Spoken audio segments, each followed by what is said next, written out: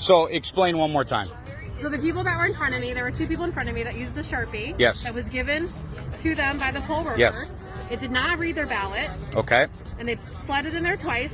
I used a pen, Yep. took their Sharpie and threw it away. And it read your and ballot. it read my ballot. And it read your ballot. And it read my So ballot. what they're doing is they're telling people to use the Sharpies. That way, Yes. those votes aren't counted. Yes. That's exactly what's happening. Yes. So there was other people that were in there voting with their pens, and they literally went around and they were yanking pens out of their hands. Yes, they tried to do that to me, and I took their Sharpie and I hid it because then they said, look for all the Sharpies that are not being used and take the Sharpies back. They had a bowl of pens behind them that they were not giving to people and only giving Sharpies out. There we go. So the ones with the Sharpies are not being read at all. No, No.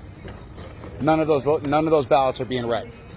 of course not. So that's and so they're doing it because they're trying to skew all of the votes in Yeah, there. and they That's didn't, exactly and they what's didn't going try on. to even slide it more than one time. They immediately took it and slid it in the front, like not even tried a second time. They just That's correct. ran it through and slid it in the front, and I was like, wait a That's what they second. did with yours? Yep, and I just went with a Sharpie, voted Trump, and she just slid it in, and that was it.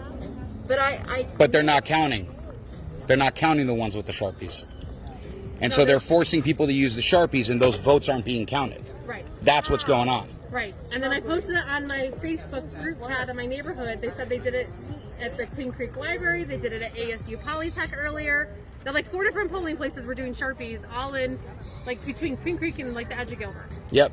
And those ones are not being counted. Yes.